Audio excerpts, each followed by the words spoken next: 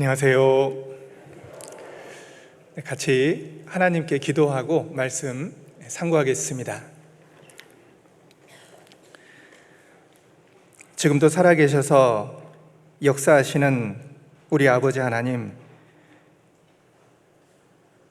주님의 십자가의 보혈로 말미암아 죄사함 받고 그리스도인의 삶을 살아가도록 인도해 주셨음을 감사드립니다. 오늘도 주께서 허락하신 하루 동안 교회 가운데 교제 안에서 하나님의 말씀과 봉사의 일과 또 복음 전하는 그 일 가운데 함께 할 수 있는 귀한 시간을, 귀한 기회를 허락해 주셨음을 감사드립니다. 교회 가운데 하나님의 이름으로 모인 곳마다 우리를 구원하신 하나님의 은혜와 영광이 나타날 수 있도록 도와주시고, 구원받은 모든 성도들이 주님 앞에 설 때까지 주께 받은 구원의 은혜를 찬양하며 말씀을 통해서 하나님의 뜻을 분별하며 이 세상 가운데 빛들로 나타나며 또 잃어진 영혼들에게 하나님의 영광을 나타나는데 부족함 없이 힘있는 삶을 살아갈 수 있도록 모든 삶의 걸음을 지켜주시고 보호해 주시기를 기도드립니다. 오늘 주일을 통해서 저희들에게 또 나타내시고자 하는 말씀들, 또 교훈들을 허락하시고 또 말씀을 순종할 수 있는 마음으로 청종할 수 있는 마음도 함께 허락해 주시기를 기도드립니다. 우리 가운데 여러 가지 어려움 가운데 있는, 또 곤란 중에 있는 형제 자매님들, 하나님께서 그 신앙을 지켜주시고 주님 오시기까지 주님 배우며 또 주님이 함께 하시며 베풀어 주신 은혜 가운데 힘있는 삶을 살아갈 수 있도록 그 심령을 지켜주시고 또 고난 가운데서도 하나님 말씀 붙잡고 살아갈 수 있도록 도와주시옵소서. 해외에서 복음 증거하시는 선교사님들과 가족들과 모든 믿음의 지체들에게도 하나님의 끝없는 은혜를 더 부어주시고 또 복음 전할 때마다 주께서 주신 위로와 만족 가운데 힘있게 또 복음 전할 수 있도록 도와주시고 인도해 주시기를 또 기도드립니다. 이 자리에 함께한 머릿속인 모든 형제 자매님들, 삶 가운데 주님을 더욱더 깨닫고 또 말씀 속에서 하나님 우리 각자에게 주시고자 하는 그 삶의 의미를 발견하고 또 하나님의 선하시고 기뻐하시고 온전한 뜻이 무엇인지도 매일의 삶 가운데 발견할 수 있도록 도와주시옵소서. 부족한 입술 하나님의 말씀 온전하게 증거할 수 있도록 도와주시옵소서. 모든 말씀의 시종을 성령께 의탁드리오며 우리를 죄 가운데서 구원하여 주신 예수님 이름으로 기도드립니다. 아멘. 네, 성경 찾겠습니다. 구약 성경 말씀 시편 34편 말씀입니다. 구약 성경 시편 34편 1절부터 5절까지 말씀입니다.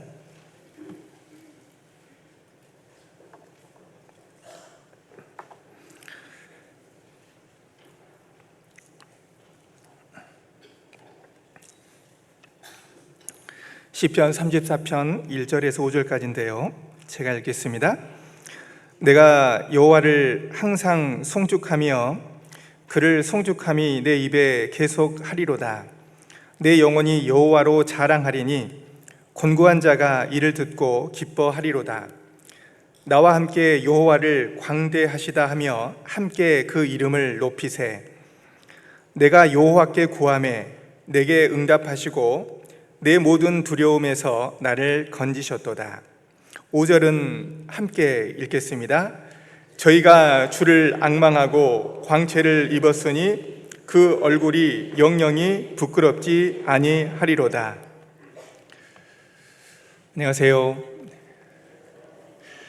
오늘 또 주일 말씀을 통해서 또 형제 자매님들 함께 할 수 있는 또 이 기회가 돼서 또 하나님께 영광이 되고 또 감사가 되는 시간입니다. 오늘 이렇게 함께 상고해 볼 말씀의 주제가 여호와의 얼굴을 구할 때라는 주제를 가지고 이제 34편에 있는 내용을 좀 중심으로 살펴보려고 합니다. 이 성경 말씀의 이제 배경이 되는 내용이 이제 사무엘상 21장에 있는 내용인데 다윗이 사울에게 쫓김을 당했죠. 블레셋 왕 가드 왕 아기스에게 도망갔는데 굉장히 심한 두려움이 있었었고요. 또 다윗이 영향력 있는 존재였기 때문에 아마 죽일 수 있는 그런 죽을 수밖에 없는 위기 가운데 삶을 유지하기 위해서 살기 위해서 광인처럼 미친 채 하다가 행동을 변해서 미친 채 하다가 결국은 도망하게 됐고 또 아둘람 광야로 굴로 가게 되는 그 역사적인 배경을 가지고 있습니다. 그래서 표제에 보게 되면 다윗이 아비멜렉 앞에서 미친 채 하다가 쫓겨나서 지은 시라는 표제가 기록되어 있습니다. 다윗 삶 가운데 가장 잊을 수 없는 그런 순간이죠. 왜냐하면 인생 가운데 어찌 보면 가장 비참하기도 하고요. 또 왕으로 기름 부음 받았지만 왕이 되기까지 많은 어려움을 겪은 다윗이었기 때문에 왕이지만 생각하기 싫은, 그리고 다시 되돌리고 싶지 않는, 어찌 보면 인간적으로 보면 비참한 그런 상황들을 하나님이 경험하게 이렇게 하신 겁니다. 그런데 그게 그냥 상처로 끝나는 것이 아니라 이런 위기와 어려움 가운데 하나님의 특별한 보호가 있었고 또 피할 수 있는 기회도 주셨잖아요.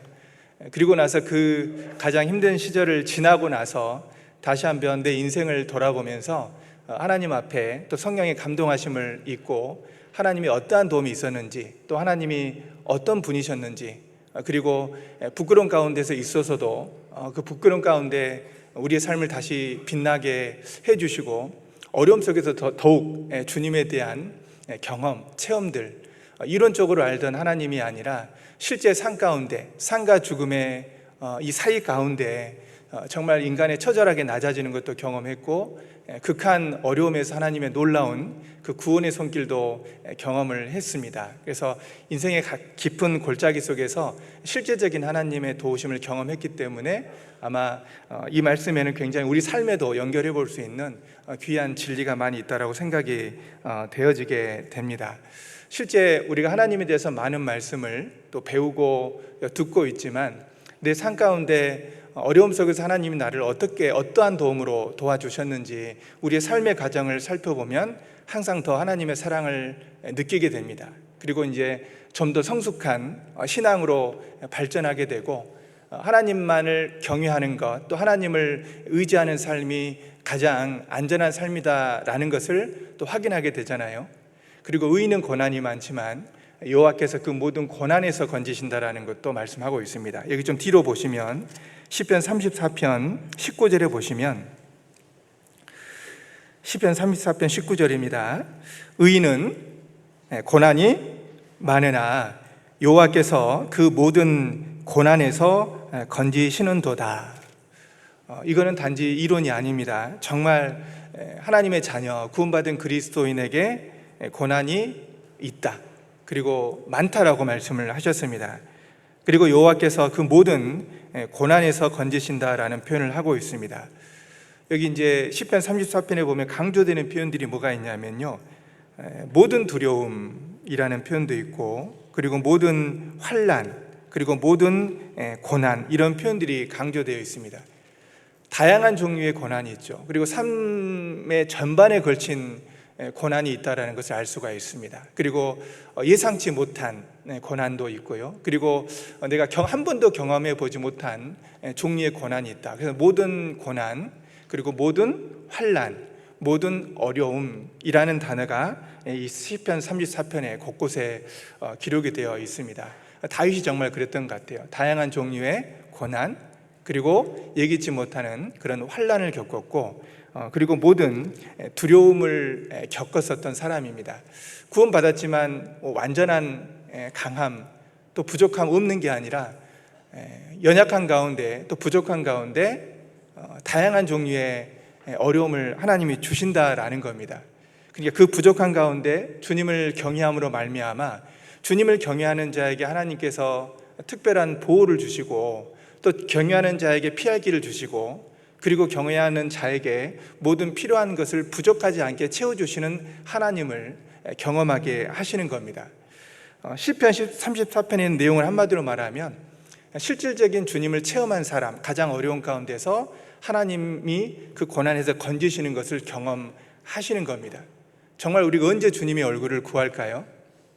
어려움이 없다면 주님을 찾는 그런 상황이나 시간이 아마 줄어들 겁니다. 끊임없이 삶 가운데 하나님은 고난을 주셔서 여호와의 얼굴을 구하고 여호와의 도움을 구할 수 있는 환경을 허락하신다라는 것을 알 수가 있습니다. 왕이었지만, 믿음이 있는 다윗이었지만요, 말할 수 없는 밑바닥의 상황을 경험케 하신 거였습니다. 그래서 하나님의 여호와의 얼굴을 구할 때라는 주제 속에서 다윗이 경험한 하나님이 바로 우리 삶에도 동일하게 역사하신다라는 것을 생각하고 시편 34편에 있는 이런 간증과 같은 시편에 있는 내용들이 우리 삶에도 그대로 적용되었으면 좋겠다라는 겁니다. 보통 시편은 이제 하나님이 행하신 일을 기록하고 나서, 그리고 그러한 근거에 의해서 주님을 찬양하는 찬양의 근거가 기록이 되어 있는데, 시편 34편은 처음부터 어떻게 기록을 하고 있냐면, 내가 여호와를 항상 송축하며 그를 송축함이 내 입에 계속 하리로다. 놀라운 것은요, 가장 어려운 시기를 겪고 나서 우리는 마음속에 힘든 것을 먼저 이야기하잖아요. 억울한 것도 먼저 이야기하고. 그런데 이 시편의 34편에는 내가 여호와를 항상 송축한다라는 것을 표현하고 있습니다. 그러니까 쫓겨 있는 그런 상태고 가장 어려운 상태인데도 불구하고요, 항상 주님을 송축했다라는 겁니다. 그리고 내 입에 계속한다라는 표현을 하고 있습니다. 우리가 기쁨의 날이라든지 즐거운 일이 있었을 때 주님을 찬양하고 또 주님께 감사를 드리는 것은 쉽긴 하잖아요. 그런데 인생의 가장 힘든 시기에 항상이라는 단어, 그리고 내 입에 계속 주님을 찬양했다라는 이 표현들을 보게 되면 정말 신앙이 얕은 상황에서는 정말 어려울 겁니다. 얼마나 주님을 확실하게 신뢰하고 또 주님의 철저한 도우심을 경험하지 않고는요, 매일 항상 계속 주님을 찬양하는 것이 쉽지 않은데, 이 시편에 있는 내용은 주님을 찬양하는 것, 송축하는 걸로 시작을 하고 있습니다. 그리고 2절에 보면 내 영혼이 여호와로 자랑한다라는 표현을 하고 있고, 공고한 자가 이를 듣고 기뻐한다라고 말씀하고 계십니다. 그리고 혼자만의 신앙이 아니라, 혼자만 주님을 영광 돌리고 찬양하는 것이 아니라, 나와 함께 여호와를 광대하시다 하며 함께 그 이름을 높이세. 내가 여호와께 구하매 내게 응답하시고 내 모든 두려움에서 나를 건지셨도다라고 말씀을 하고 계십니다. 34편에는 쭉 내용을 이제 살펴보면 하나님이 환난 가운데 함께 하시고 주님의 얼굴을 더욱더 우리에게 나타내 보여주신다는 것을 알게 됩니다. 어떠한 사람에게 주님의 얼굴을 더 비춰주실까요? 여기 5절 말씀에 보면 저희가 주를 앙망하고 이렇게 말씀을 하고 계십니다. 우리가 힘든 가운데서도 주님을 찬양할 수 있는 이유는 무엇이냐면 끊임없이 주님을 바라보는 마음입니다. 신앙이라는 것은 결국 주님의 얼굴을 구하는 삶이라고 할 수가 있습니다. 근데 누가 주님의 얼굴을 구하고 찾을 수가 있냐면 고난 가운데 있는 사람, 그리고 이 고난의 이유가 하나님으로부터 기인한다라는 것, 그리고 고난 속에 주님이 나에게 주시고자 하는 영적인 좋은 것들이 있다라는 것을 알게 됩니다. 여기 좀 뒤에 좀 가보시면요, 10절에 보시면 젊은 사자는 궁핍하여 줄일지라도 여호와를 찾는 자는 모든 좋은 것에 부족함이 없으리로다 라고 말씀을 하셨습니다. 젊은 사자는 궁핍하여 줄일지라도, 여호와를 찾는 모든 자는 좋은 것에 부족함이 없으리로다 라고 말씀하셨습니다. 여호와를 찾는 자, 누가 많은 것을 얻을 수 있을까요? 아마 이 세상에서는 정말 수고하고 열심히 세상적인 걸 채우기 위해서요, 열심히 노력하고요, 애쓰는 사람입니다. 그러나 신앙 속에서 정말 좋은 것, 이 좋은 것은 육신적인 것을 이야기한 것은 아닐 겁니다. 쫓긴 상태, 목숨이 위태한 상태가 좋다라고 표현하기는 어렵잖아요. 우리 그리스도인에게서 정말 좋은 것이 무엇일까? 하나님으로부터 오는 것입니다. 하나님의 얼굴을 구하고 하나님이 우리의 어려움을 허락하시는 가운데 우리에게 주시고자 하는 영적인 축복, 그리고 하나님의 약속, 신앙적인 좋은 것에 부족함이 없게 하신다라는 겁니다. 각자의 상황이 틀리고 또 각자의 신앙생활의 모습이 좀 차이가 있잖아요. 그런데도 불구하고 하나님께서 그 사람에게 각자의 모양에 맞는 적절한 환경과 은혜를 베풀어 주신다라는 것을 알 수가 있습니다. 그래서 젊은 사자는 비록 굶을 수 있을지 모르겠지만 여호와를 찾는 그 사람은 모든 것에, 모든 좋은 것에 부족함이 없다라고 이렇게 말씀을 하고 계십니다. 진정한 복은 무엇이냐? 주님 안에서 얻는 것입니다. 하나님의 눈이 누구를 향하고 있을까라고 생각할 때 하나님께 연결된 사람이잖아요. 하나님은 모든 사람에게 좋은 걸 주시기를 원하기 때문에 하나님을 바라보고 하나님의 얼굴을 구하는 사람에게 특별히 더 좋은 것을 주시겠다라는 약속을 하고 계십니다. 여러분, 하나님의 눈이 어디를 향하고 있다고요? 하나님의 얼굴을 구하는 사람을 향하고 있다라는 겁니다. 특별히 고난당하는 그런 상태에서 정말 절박한 심정으로 주님을 구하는 그 사람에게 하나님의 얼굴을 향하고 있다라는 겁니다.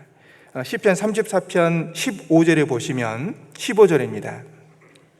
15절 같이 한번 읽어보겠습니다. 여호와의 눈은 의인을 향하시고 그 귀는 저희 부르짖음에 기울이시는도다.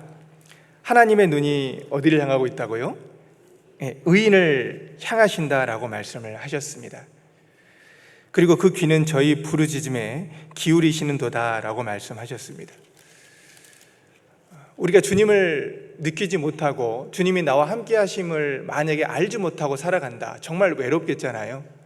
우리가 삶 가운데 외로움을 느끼는 이유가 뭘까요? 하나님이 지금 나와 함께 한다는 것을 잊게 되면 혼자라는 느낌을 갖게 될 겁니다.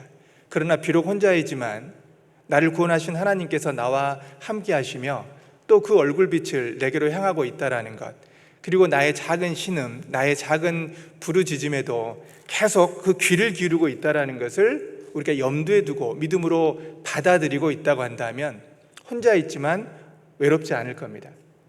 반대로 많은 사람이 있지만 주님의 눈빛이 보이지 않고 주님의 말씀이 들리지 않고 주님이 내 음성을 듣고 있다는 그런 믿음이 없다고 한다면요, 많은 사람이 있고 많은 것을 가졌다 할지라도 영적으로는 궁핍할 수밖에 없습니다.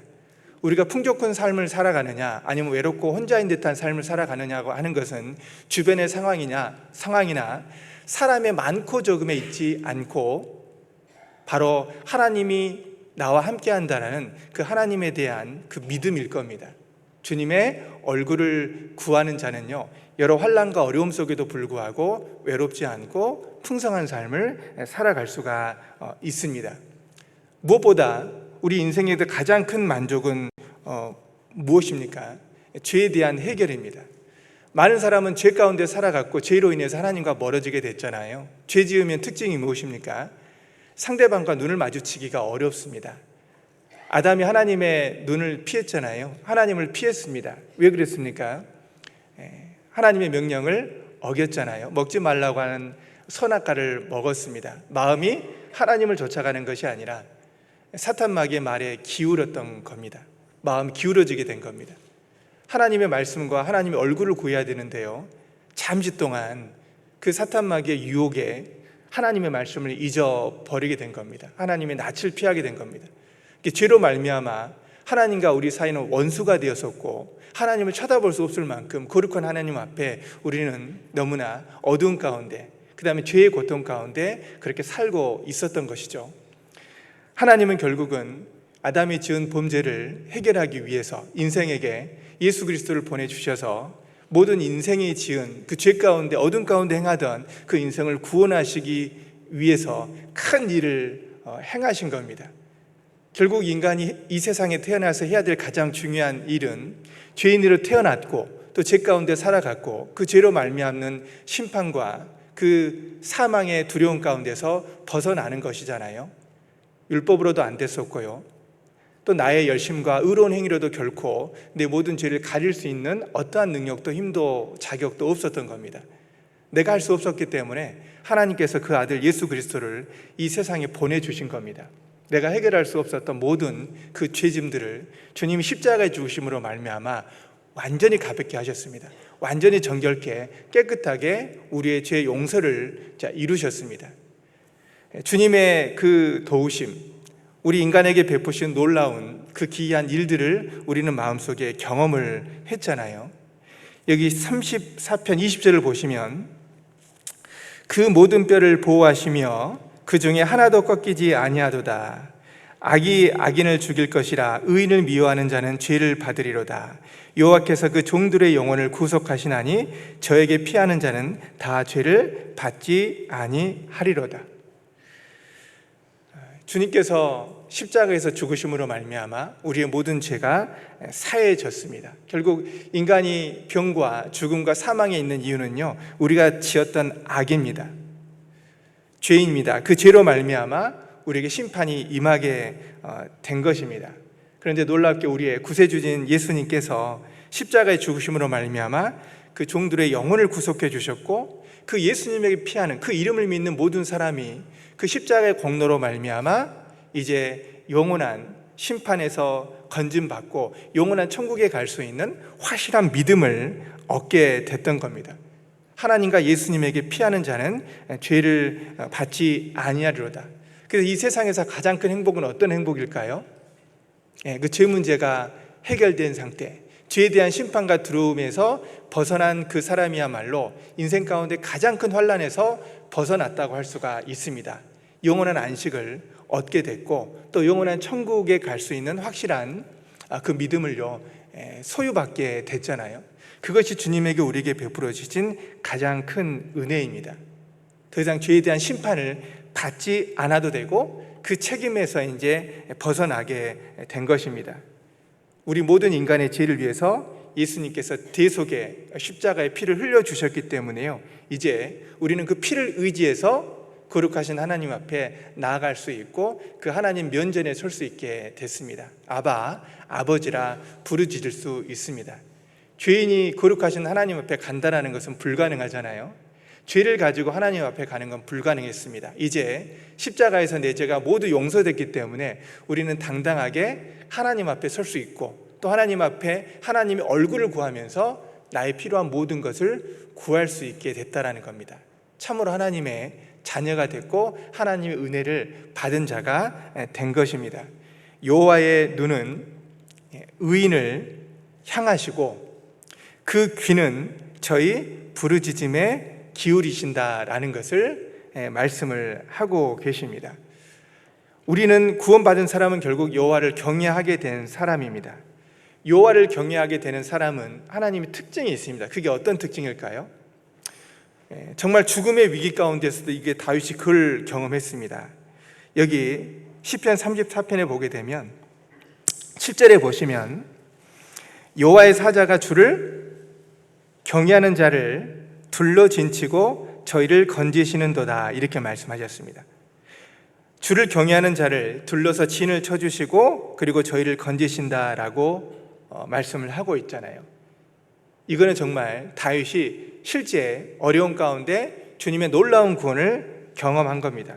그 둘러진치고 저희를 건지시는 것을 경험하게 됐습니다. 그리고 또 한 가지 여호와를 경외하는 자는 어떤 은혜가 있냐면 9절에 보시면 너희 성도들아 여호와를 경외하라. 저를 경외하는 자에게는 부족함이 없도다, 이렇게 말씀을 하고 계십니다. 저를 경외하는 자가 부족함이 없게 된다라고 말씀을 하십니다. 하나님을 찾는 자, 이 여호와를 경외하는 자를 하나님이 둘러진치고 계시고 그리고 저에게 부족함이 없도록 모든 것을 채워주신다라고 말씀을 하고 계십니다. 그러니까 하나님을 구하는 방법을 우리가 찾고 그리고 하나님을 경외하는 방법을 계속 배우라고 말씀하셨습니다. 11절에도 보시면 너희 소자들아 와서 내게 들으라. 내가 여호와를 경외함을 너희에게 가르치리로다. 하나님을 구하고 찾는 자는 또 곤궁에 처한 사람들을 하나님께 인도하고 또 그들에게 하나님이 어떤 분인지를 이야기할 수가 있습니다. 오고 와서 그리고 여호와의 말씀을 듣게 됩니다. 그리고 이 말씀을 통해서 여호와를 경외하는 방법을 배우게 되죠. 주님을 경험한 사람은 실제 주님이 어떤 구원으로 나를 살려주셨는지 말할 수 있습니다. 확실하게 구원받고 거듭난 사람이 구원받지 않은 사람을 구원받을 수 있도록 인도해 갈 수 있죠. 그 거듭남의 비밀을 온전하게 가르칠 수가 있을 겁니다. 주님의 구원을 경험하지 못한 사람은 결국은 끊어지게 될 것입니다. 그리고 우리 구원받은 의인은 악을 버리고 계속 선을 행하고 하나님의 선 가운데 행하라는 것을 계속 말씀을 하고 계십니다. 의인은 고난은 많지만 여호와께서 그 모든 고난에서, 그 환난에서, 모든 두려움에서 건지신다라는 것을 이 시편 기자가 경험을 하고 있습니다. 그러니 이 시편 34편의 주님을 찬양하는 마음들, 내가 내 입술로 항상 여호와를 송축하고 그 찬양이 내 입에 가득한다라는 것을 말씀하고 있습니다. 기가 막힌 웅덩이 속에서 나를 건져주신 그 주님의 놀라운 경험을 한 사람은 어떠한 상황에서도 주님께 감사하고 찬양하고 그 하나님의 영광을 나타내는 그 위치에 그러한 시간들을 보낸다라는 겁니다. 그러니까 누가 가장 큰 복이냐? 아예 고난이 없다거나 편하게 살아가는 것이 진정한 복이 아니라는 겁니다. 의인은 고난이 많다 그랬던 것처럼 많은 고난을 가지고 있지만 주님의 도우심을 경험하고 살아가는 사람, 그 가운데서 주님의 격려하는 도를 배우고 그리고 주님이 채워주시는 것들을 끊임없이 경험한 그 신앙이 주님 앞에 가장 합당한 방법이고요. 그리고 그것이 가장 행복한 삶이라는 것, 가장 은혜로운 삶이라는 것을 말씀을 해주고 계십니다. 5절에 보시면 저희가 주를 앙망하고 광채를 입었으니 그 얼굴이 영영이 부끄럽지 아니하리로다. 자, 주님을 앙망하고 그리고 광채를 입었다라고 말씀을 하셨습니다.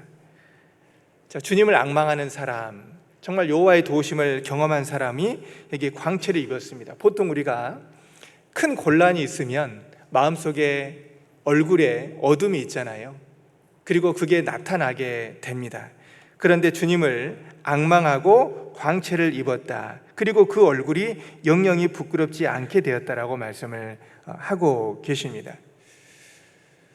구원받은 사람의 특징 중에 하나가 그렇습니다. 얼굴이 바뀌게 됩니다. 구원받기 전의 모습과 구원받은 이후의 모습이 분명한 변화가 있습니다. 일단 얼굴 빛이 달라지죠. 여러분 구원받기 전의 얼굴을 한번 보십시오. 그리고 지금의 모습을 한번 봐보십시오. 같습니까? 그럼 다시 한번 생각해 봐야 됩니다. 내가 구원받았는지 다시 한번 생각해 봐야 됩니다. 내 구원이 확실한지. 왜냐하면 너무나 큰 기쁨을 얻게 되면 얼굴은 의도하지 않더라도요 자연스럽게 바뀌게 되어 있습니다. 왜냐하면 기쁨은 감출 수가 없거든요. 그리고 그 광채를 입게 됐다. 너무나 큰 복, 큰 빛을 받았기 때문에 어둠 가운데 있으면 어둠은 눈에 보이지 않잖아요. 분간이 안 됩니다. 근데 빛이 있는 순간 환해지게 됩니다. 구원받을 때 어떻습니까? 구원받을 때 그 특징 보면 얼굴 보면 어느 정도 알 수 있잖아요. 이 죄 가운데 고통당하다가 복음이 딱 그 복음의 빛이 그 10년 가운데 딱 바뀌었을 때 성령의 도우심으로 딱 그 영혼이 복음을 딱 깨웠을 때, 일깨웠을 때 어떻습니까? 마음에 시원함, 통쾌함이 있잖아요. 아, 이제 됐다. 뭔가 뻥 뚫린 듯한 느낌이 있다. 얼굴이 확 밝아지게 되는 겁니다. 구원 받은 거잖아요. 그런데 이 복음의 빛이 잘 안 깨달아져요. 그럼 점점 더 미궁처럼요 마음에 답답함이 생기게 되고 곤란함을 경험하게 됩니다. 여기 보면 여호와를 앙망하고 광채를 입었다라고 말씀을 하고 계십니다. 실제 우리는요 구원받았다라고 하는 것은 내가 알지 못했던 하나님에 대한 지식을 얻게 됐고 이전에 내가 삶에 대한 방향이나 태도가 완전히 바뀐 겁니다. 삶의 목적도 바뀌었고 이제 살아갈 이유도 확실히 바뀌게 된 거거든요. 이 세상에서는 얻을 수 없는, 이 세상이 줄 수 없는 지혜와 지식을 복음을 깨닫는 순간 다 얻게 됩니다. 그리고 신앙생활을 하면 할수록 진짜 지혜가 무엇인지, 그 지혜의 근원이 누구셨는지, 그 하나님과 예수 그리스도를 통해서 진짜 지혜의 근본을 깨닫게 되는 겁니다. 그래서 여호와를 경외하는 것이 지혜와 지식의 근본이라는 것을 성경 전체는 말씀을 하고 계십니다. 여기 좀 본문 잡아두시고 전도서를 잠깐 보겠습니다. 전도서 8장을 보겠습니다. 시편 34편은 좀 책갈피를 해두시면 좋겠습니다. 전도서 8장 1절 말씀입니다. 같이 읽겠습니다. 지혜자와 같은 자 누구며 사리의 해석을 아는 자 누구냐? 사람의 지혜는 그 사람의 얼굴에 광채가 나게 하나니 그 얼굴에 사나운 것이 변하느니라. 지혜자와 같은 자 누구며 사리 해석을 아는 자가 누구냐? 여기 보면 사람의 지혜는 그 사람의 얼굴에 광채가 나게 한다라고 말씀하고 계시죠. 그리고 그 얼굴에 사나운 것이 변한 겁니다. 정말 우리는 이 복음을 깨달았습니다. 이 지혜를 얻게 됐거든요. 지혜자가 된 겁니다. 지혜자의 복음의 말씀을 들은 사람은 정말 지혜로운 사람이 됐거든요. 그래서 우리가 구원받을 때 그 얼굴에 광채가 나게 되는 겁니다. 그리고 사나운 것이 변하게 됩니다. 신약에 보면 귀신 들린 사람이 나오잖아요. 귀신 들렸을 때 얼굴이 어떻습니까? 몸을 상하게 하게 되고요, 말을 함부로 하게 되고 미친 행동들을 많이 하게 되는 겁니다. 그런데 그 귀신이 쫓겨나게 되고 이 말씀이 딱 들어가게 되면 어떻게 됩니까? 그 사나웠던 것이 사라지게 됩니다. 그리고 바른 말, 올바른 말을 하게 되는 겁니다. 볼 것을 보게 되고 할 말을 하게 되는 겁니다. 온전한 말, 온전한 행위로 완전히 바뀌게 되거든요. 성경에서 진짜 지혜는 주님을 정확하게 아는 겁니다. 하나님에 대한 지식을 정확하게 갖추게 됐었을 때에 그 사람의 말과 행동과 삶이 완전히 바뀌게 됩니다. 우리의 영혼에 주님의 십자가 은혜가 생겨나게 됐고요, 나를 구원하신 그 예수님에 대한 그 아는 지식이 생겨나게 된 겁니다. 예수님은 말 그대로 빛으로 오신 겁니다. 어둠 가운데 처하고 어둠 가운데 살아가던 우리에게요, 빛으로 오신 겁니다. 참빛, 곧 세상에 와서 각 사람에게 비치는 빛이 있었나니 그가 세상에 계셨음에 세상은 그로 말미암아 지은 바 되었다라고 말씀하셨습니다.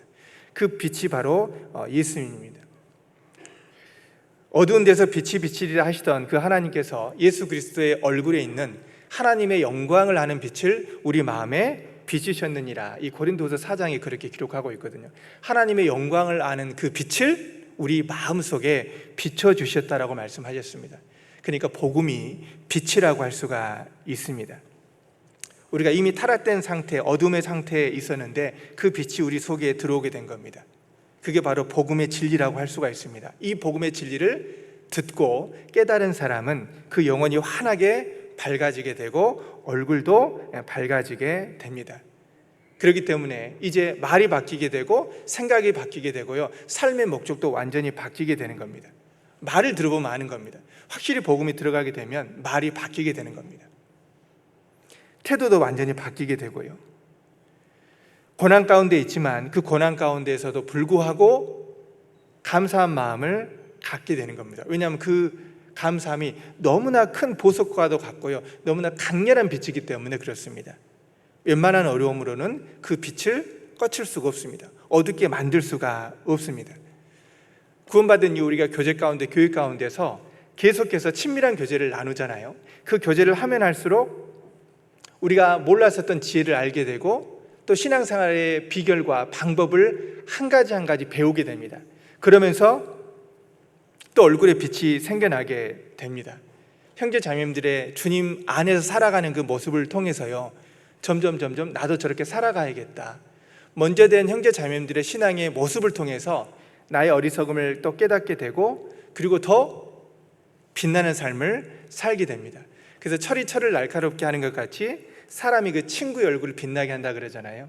우리가 교제 가운데 있으면서 점점 내 얼굴빛도 바뀌게 되고 나의 온전치 못한 삶도 점점 온전하게 바뀌어 간다라고 할 수가 있습니다. 산 가운데 보면 실제 우리가 어둠이 있을 수 있습니다. 그렇죠? 많은 어려움이 있다 보면 분명히 얼굴에 어둠이 있고 또 수색이 있기 마련이거든요. 단지 세상적인 고민뿐만 아니라 영적인 여러 가지 책임감이나 또 부담감, 또 봉사하면서 전도하면서 또 신앙생활에 나가면서 하나님이 허락하신 것 안에서 받는 고통들이 정말 있거든요. 항상 기쁜 일만 있는 것은 아니라는 겁니다. 그리고 기쁜 일이 있어서 기뻐하는 것이 아니라는 것이죠. 여기 좀 성경 좀 찾아보겠습니다. 시편 6편을 좀 가보겠습니다. 시편 6편에 시편 6편에 보면 구약성경 806페이지 정도 됩니다. 시편 6편 1절부터 보시면 여호와여 주의 분으로 나를 견책하지 마옵시며 주의 진노로 나를 징계하지 마옵소서. 여호와여 내가 수척하였사오니 긍휼히 여기소서. 여호와여 나의 뼈가 떨리오니 나를 고치소서. 나의 영혼도 심히 떨리나이다. 여호와여 어느 때까지니까. 여호와여 돌아와 나의 영혼을 건지시며 주의 인자하심을 인하여 나를 구원하소서. 6절 보겠습니다. 내가 탄식함으로 곰핍하여 밤마다 눈물로 내 침상을 띄우며 내 요를 적시나이다. 여기 탄식함으로 곰핍해서 밤마다 눈물로 내 침상을 띄운다라고 말씀하고 있습니다.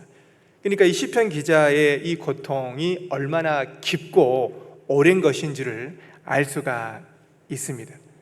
그리스도인이지만요, 어떨 때 고통이 찾아옵니까? 여기는 시편 6편은요 사실 다윗이 하나님 앞에 범죄함으로 말미암아, 그러니까 잘못된 것으로 인한 책망이죠. 그럴 때 또 얼굴에 고통이 있습니다. 하나님 앞에 합당치 않는 삶을 살아가게 될 때 마음에 심한 눌림이 있습니다. 애기 탄식해서 그리고 곰핍해서 밤마다 눈물을 흘렸다, 내 요를 적셨다라는 겁니다. 죄가 내 속에 들어오게 되면 첫 번째 일어나는 현상은 구원의 즐거움이 깨어져 버립니다. 그렇죠. 구원의 즐거움이 사라지게 됩니다. 우리가 하나님 앞에 죄를 지어서 그런 경우도 있지만요, 우리는 육체적인 한계를 많이 가지고 있잖아요. 이제 연세가 들수록, 나이가 들수록 어떻습니까? 예전 같지 않다. 금방 피곤해지게 되고요, 조금만 무리하게 되면 금방 이제 몸과 마음이 축 처지는 것들도 경험할 수가 있습니다. 심약한 상태, 또 육체적인 피로감이라든지 또 연약한 것 때문에 또 어려울 수 있습니다. 그리고 또 이 마음도 보면은 이 가정생활 하면서도 그렇잖아요. 자녀로 인한 고통도 분명히 있을 겁니다. 또 남편이 아내가 남편으로 말미암아 겪게 되는 여러 가지 어려움이 있습니다. 관계가 힘들어지게 될 때 또 마음속에 고통이 있잖아요. 그리고 또 주변 이웃과도 마찬가지고, 직장 생활뿐만 아니라 이웃과의 관계 속에서도 어떤 어려움이 갑작스럽게 찾아오게 되면 그걸로 인한 곤란함도 분명히 여기에 있을 것입니다. 다양한 종류의 어려움이 있기 때문에요, 그 가운데 우리의 얼굴에 어려움이 찾아오기도 합니다. 그래서 점점 근심의 빛이 여기에 얼굴에 나타나기도 하잖아요. 실제 우리 사람의 얼굴을 보게 되면 사실 우리는 여호와의 얼굴을 구하고 그 빛을 받고 나서 세상에서도 어떠한 모습으로 살아가느냐, 우리 얼굴의 모양을 통해서도 우리의 삶의 평가가 이루어진다고 할 수가 있습니다. 이 세상 살아갈 때 그리스도인은 사실은 어찌 보면 하나님을 증거하는 증인의 역할을 살아가잖아요. 그리스도를 증거하는 그런 역할을 하고 살아갑니다. 그렇기 때문에 우리의 삶에 있어서 빛 가운데 내가 살아가고 있는지 그 삶을 항상 살펴보는 게 필요할 겁니다. 왜냐하면 세상에서의 그리스도인의 위치 자체가 어떤 위치입니까? 주님이 빛이셨던 것처럼 그 빛을 밝히고 그 빛을 전파하는 역할이라는 겁니다. 내 삶이 세상의 빛으로의 삶을 살아가고 있는가라는 겁니다. 너희는 세상의 빛이라. 산 위에 있는 동네가 숨기지 못할 것이다. 우리를 빛이라고 말씀을 하고 계십니다. 그리고 또 하나 우리의 그리스도인의 위치 자체가 세상에서요, 우리는 항상 나무가 푸르르잖아요. 푸르른 것처럼요, 상록수가 바로 그런 역할입니다. 우리의 삶의 하나하나 모습에서 이 세상은 좋을 때도 있고 안 좋을 때도 있고, 그리고 나무가 죽을 때도 있잖아요. 살아있는 나무가 있으면 죽을 때가 있지만, 이 그리스도인의 모습은 항상 주님께서 공급해 주시는 영적인 양식을 통해서 항상 그 신앙이 푸르른 상록수 같은 위치라는 겁니다. 가무는 때가 있지만요, 하나님이 주시는 그 시냇가에서 주시는 그 물의 공급을 받아서 항상 푸르른 모습으로 살아가게 되는 겁니다. 저는 시냇가에 심은 나무가 시절을 조차 가시를 맺으며 그 잎사귀가 마르지 아니한 같으니 그 행사가 다 형통하리로다. 악인은 그렇지 않다라고 말씀하고 계십니다. 의인의 삶이 바로 그런 모습입니다. 나이는 들어가고 비록 육체는 쇠퇴가긴 하지만 그 마음은 하나님을 향해서 더욱 청춘처럼 힘있는 삶을 살아갑니다. 그렇기 때문에 외적인 고통도 있고 어려움도 있지만 그걸 이길 수 있고 극복할 수 있는 힘이 우리의 믿음 안에 포함되어 있다는 겁니다. 신약 성경에 보면 이 바울이 옥에 갇혔음에도 불구하고요, 주님을 찬양하고 감사하는 내용이 나옵니다. 그리고 찬양과 감사가 있었을 때에 하나님의 역사가 나타납니다. 땅이 흔들리고 옥문이 열리게 되고 선발에 매여 있던 것들이 풀리게 되고, 그러한 기적들을 통해서 옥에 갇힌 그 바울을 감시하고 있는 간수가 구원받는 역사까지도 나타나게 되잖아요. 몸이 구속되어 있고 어두운 곳에 있지만 주님에 대한 감사와 찬양이 오히려 그를 지키고 있는 그 간수들의, 그들과 가족까지 구원받는 역사까지도 나타나 있다는 겁니다. 그만큼 그리스도인은 어려움 속에 있지만 하나님이 주신 구원의 은혜를 찬양하고 감사하고 현실을 이기는 삶을 통해서 많은 사람, 그 하나님을 알지 못하는 사람에게 어떤 강력한 힘보다 더 큰 복음의 빛을 비출 수 있는 그 신앙이 그 안에 있다는 겁니다. 주님을 향하신 그 감사함, 그 다음에 그 기쁨, 그 찬양이 세상과는 다른 모습, 그 구별된 모습으로 우리를 증거할 수가 있는 겁니다. 자, 로마서 11장을 잠깐 보겠습니다. 로마서 11장입니다. 로마서 13장을 보겠습니다. 로마서 13장입니다.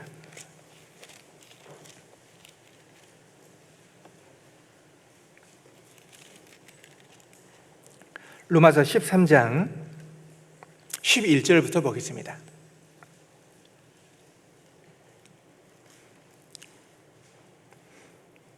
신약성경 로마서 3장 11절입니다. 또한 너희가 이 시기를 알거니와 자다가 깰 때가 벌써 되었으니 이는 이제 우리의 구원이 처음 믿을 때보다 가까웠음이니라. 밤이 깊고 낮이 가까웠으니 그러므로 우리가 어둠의 일을 벗고 빛의 갑옷을 입자. 자, 이 시기를 알았다. 자다가 깰 때가 벌써 되었다. 이제 우리의 구원이 처음 믿을 때보다 가까웠다라고 말씀하셨습니다.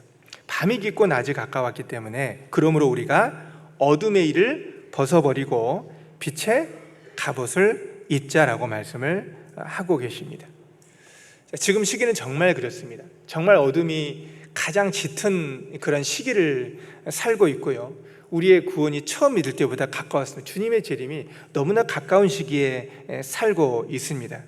그래서 밤이 깊고 낮이 가까웠기 때문에 우리가 어둠의 일을 벗자, 그리고 빛의 갑옷을 입으라라고 말씀을 하고 계십니다. 다른 성경에 보면요, 강포가 저희 입는 옷이라는 표현이 있습니다. 악인은, 권력을 잡고 악인은요, 권력 잡은 악인은 강포가 있습니다. 저희 옷을 입고 있었다. 그게 삶의 모습을 옷으로 표현을 하거든요. 우리는 빛의 갑옷을 입으라라고 말씀을 하고 계십니다. 이미 우리는 주님께서 우리의 빛을 비춰주셨잖아요. 빛 가운데 있을 때 모든 것이 드러나게 될 겁니다.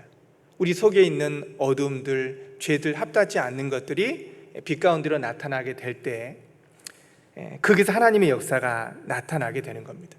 우리 속에 있는 노도 있고 분노도 있고 여러 가지 해결되지 않는 어둠의 것들이 많이 있잖아요. 아직 변화되지 않는 그런 육신에 속한 기질들도 여전히 남아 있습니다. 왜냐하면 죄의 기질과 죄를 짓고자 하는 본성들이 아주 없어진 것은 아니기 때문에 우리가 빛 가운데 있었을 때에 그 어둠의 것을 벗어 던질 수가 있습니다. 빛의 갑옷을 입어야지 그게 가능하잖아요. 근데 우리가 내 자신이 아직도 깨지지 않는 부분들이 분명히 있을 겁니다. 근데 이것을 어떻게 깨가야 될까? 처절한 싸움이 있죠. 성장된 것 같지만 또 다시 원점으로 돌아가는 경우도 있고, 이전의 삶으로 돌아가기도 하고, 이전에 있던 옛 모습이 순간순간 내 삶 가운데 나타나기도 합니다. 그래서 더욱 우리는 하나님의 말씀에 의지하고 그리고 성령의 도움을 의지할 수밖에 없습니다. 그래서 여호와를 앙망하는 것은 매일매일의 삶 가운데 우리에게 필요하다라는 겁니다. 그랬을 때 그 앙망할 때에 광채를 입었다. 그래서 마음이 이 말씀의 빛, 성령의 빛이 계속 들어와 있었을 때요, 얼굴도 밝아질 수가 있고 여러 가지 어려움에 대한 극복할 수 있는 힘도 생겨나게 됩니다. 우리의 마음속에 있는 빛이 들어오게 될 때 정말 우리는 이 세상을 정확하게 볼 수 있는 눈이 있습니다. 영적인 분별력이 분명히 있잖아요. 이게 말씀 가운데 옳고 그름에 대한 분별력이 있습니다. 그리고 이 세상을 바라보는 눈보다는요, 신령한 것을 바라보는 마음이 생기게 되죠. 더 크고 영원한 것이 무엇인가, 더 중요한 것이 무엇인가, 그것을 더 바라볼 수 있는 눈이 있습니다. 빛이 마음속에 사라지게 되면 우리는 헤맬 수밖에 없고 넘어질 수밖에 없거든요. 악인은요, 거쳐 넘어져도 그것이 무엇인지 모릅니다. 왜냐하면 빛을 경험한 것이 없기 때문에. 그러나 의인은 점점 빛나서 원만한 광명이 이르잖아요.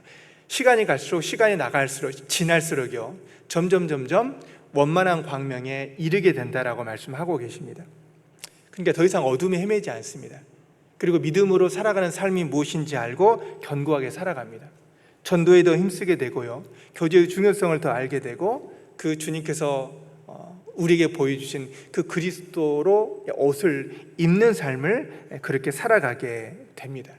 주님 앞에 가게 되면요, 우리가 구원받은 이후에 주님을 위해서 살았던 그런 모습 있잖아요. 거룩한 행실들, 그런 것들, 이 주님 앞에 거룩한 세마포옷을 입고 서게 될 겁니다.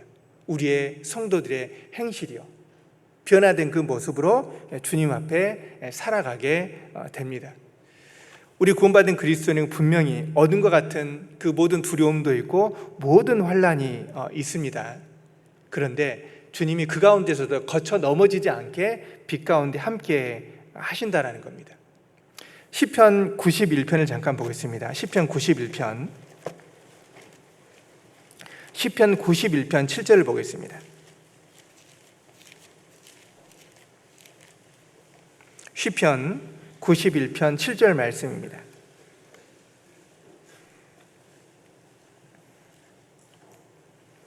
같이 읽겠습니다. 천인이 내 곁에서 만인이 내 우편에서 엎드러지나 이 재앙이 내게 가까이 못하리로다. 천인이 내 곁에서 만인이 내 우편에서 엎드러지나 이 재앙이 내게 가까이 하지 못하리로다. 말씀이 위로가 되지 않습니까? 삶은 항상 위기입니다. 그런데 하나님께서 우편에서 우리에게 도움을 주고 계시고 우리에게 올 수 있는 여러 가지 재앙들에서 벗어나게끔 피할 수 있도록 그렇게 지키시고 보호해 주신다는 겁니다. 그 여호와의 사자가 주를 경외한 자를 둘러 진진다라는 그 시편 34편의 표현처럼요, 결국 구원받은 그 의인은 하나님께서 계속 어떤 방법으로 지켜주십니다. 마치 생명싸개에 품는 것처럼요 지키고 있다는 겁니다. 어찌 보면 지금까지 내가 교회 가운데 있고 교제 가운데 있고 있는 것이 당연하게 여길 수 있을지 모르겠지만, 사실 주님이 도움이 없었다면 어떻게 될까요? 어쩌면 세상으로 떠내려갈 수도 있고요, 실족될 수도 있었을 겁니다. 내가 지금까지 살아올 수 있었던 모든 그 힘의 근원은, 그 비결이 무엇이었을까요? 하나님께서 여러 가지 보이는 부분, 보이지 않는 부분으로 내 신앙을 굳게 붙잡아 주셨던 겁니다. 마귀의 계계로부터, 세상의 죄로부터 나를 교회 가운데 잘 지켜주셨던 게 맞거든요. 지금까지 내 삶을 이어올도록, 신앙의 길을 지킬 수 있도록 해주신 주님께 찬양을 드리고 감사하는 것은 너무나 마땅한 부분이라고 할 수가 있습니다. 주님의 도움이 계셨기 때문에 우리가 지금까지 살아갈 수 있었다는 것을 말씀하고 계십니다. 주님의 광채를 입었기 때문에 우리의 얼굴이 빛이 있게 되고요, 또 그 빛 가운데 살아가는 삶을 통해서 주님께서 우리의 길을 더욱더 밝혀주고 계십니다. 주님은 생명의 빛입니다. 그 복음의 강체가 우리 영혼 속에 비춰지게 됐고, 그리고 우리의 얼굴은 점점 주님의 그 도우심과 그 주님을 향하게 그렇게 바뀌어지게 된 겁니다. 그래서 시편 잠언에 보면요, 마음의 즐거움은 얼굴을 빛나게 하여도 마음의 근심은 심령을 상하게 한다라고 말씀을 하고 계십니다. 마음의 즐거움이 그 얼굴을 빛나게 한다. 모세가 시내산에서 율법을 받았잖아요. 하나님과 대면해서 이야기했습니다. 특징이 무엇이었습니까? 보니까 모세의 얼굴이 어땠어요? 어두웠어요? 밝았어요? 막 빛이 난 겁니다. 빛이 나는, 찾아보기에도 어려울 정도로, 두려울 정도로 빛이 있습니다. 하나님과 대면한 사람의 특징입니다. 하나님의 말씀에 사로잡혀 있고 그 말씀에 책임감을 갖는, 그리고 그 말씀에 순종하고자 하는 사람에게 빛을 주시는 겁니다. 두려울 정도로 그런 빛이 있었습니다.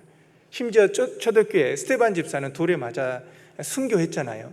그런데 그 어둠 속에 공포와 두려움이 있었던 것이 아닙니다.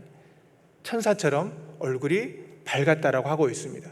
극심한 고통이 있었지만 내가 주님 앞에 서게 될 것에 대한 믿음, 다시 죽지만 살아날 수 있다라는 그 부활의 신앙, 그리고 복음을 위한 고난을 마땅히 여기고 감사하게 생각하고 하나님께 영광을 돌리는 그러한 모습, 그 확신된 믿음이 있었기 때문에 죽음 앞에서도요 천사 같았다, 하나님이 도와주셨던 결과라고 할 수가 있습니다.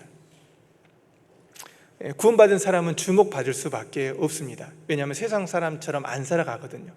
술도 안 먹죠, 담배도 피지 않죠, 세상 사람이 누리는 유흥도 즐기지 않죠. 어떻게 살아가느냐, 다 그렇게 희한하게 보잖아요.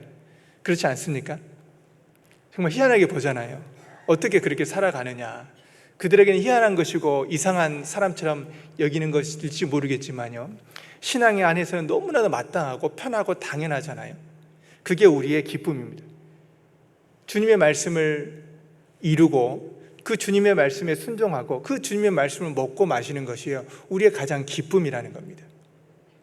주님의 말씀을 얻어먹는 사람은요 세상 사람이 누리지 못하는 다른 면에서의 기쁨과 만족이 있거든요. 구원받지 않은 사람은 이 사실을 알 이유가 없습니다. 그래서 땅의 티끌 가운데서 자는 자 중에 많이 끼어 영생을 얻는 자도 있고 수욕을 받아서 무궁히 부끄러움을 입을 자도 있을 것이다. 두 부류가 있습니다. 지금은 우리가 여러 가지 이상의 여김을 받기도 하고요, 그리고 정말 별종이다, 특별한 사람이 이런 오해도 받기도 하지만요, 결국은 하나님 앞에 가면 어떨까요?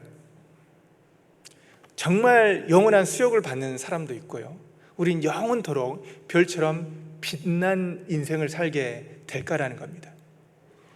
우리가 주님의 말씀에 순종하고 살아갔을 때예요, 영생을 얻고 그리고 영생에 합당한 삶을 살아가게 될 때 별처럼 영원토록 빛나는 그런 삶을 살아가게 됩니다. 여호와의 얼굴을 구하고 그리고 여호와의 빛을 받은 사람은 그런 삶을 살아가게 됩니다. 반대로 그런 삶을 살지 않게 됐을 때는요, 정말 영원한 세계에 갔을 때는 정말 씻을 수 없는 치욕, 수욕을 그때 받게 될 겁니다. 영원한 부끄러움 가운데 살아가게 될 겁니다. 지옥이 바로 영원한 부끄러움이거든요, 영원한 수치거든요, 영원한 멸망이거든요. 그것은 바로 여호와의 얼굴을 구하지 않고 그 복음의 빛을 끝까지 받아들이지 않는 것에 대한 자기 책임이라고 할 수가 있습니다. 주님을 볼 수 있는 눈, 그리고 신앙의 신령한 것을 볼 수 있는 그 눈이 있잖아요.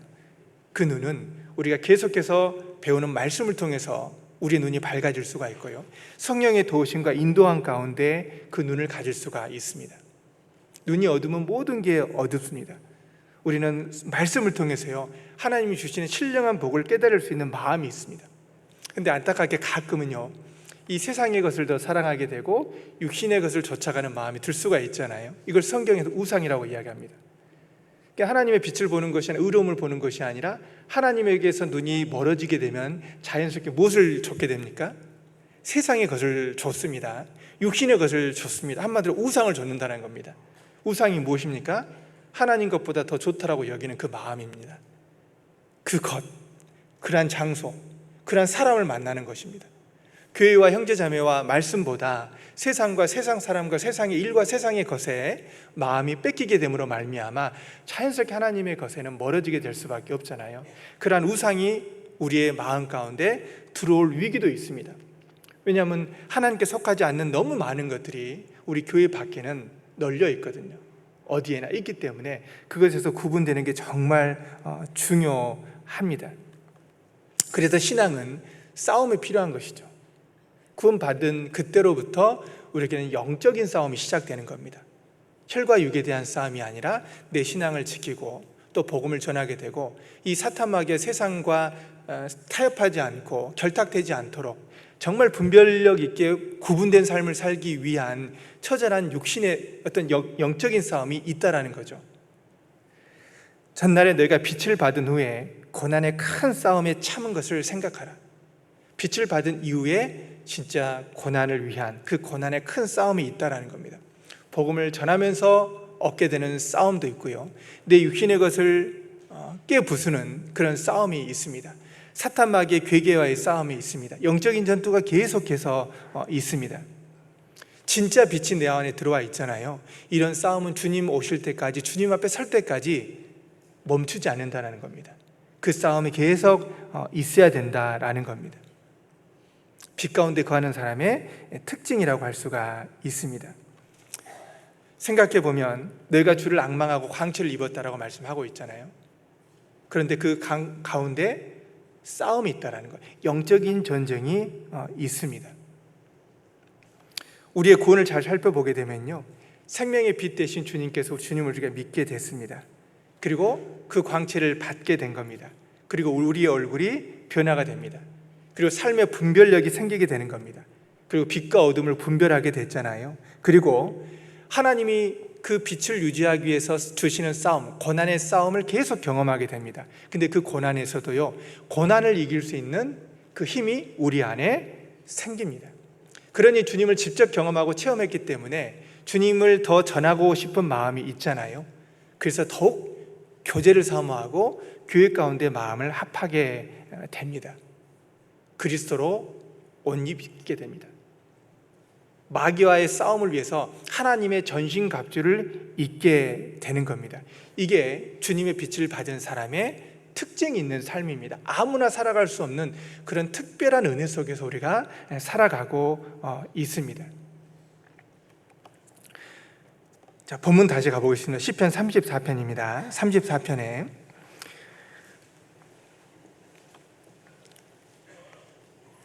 8절을 보겠습니다.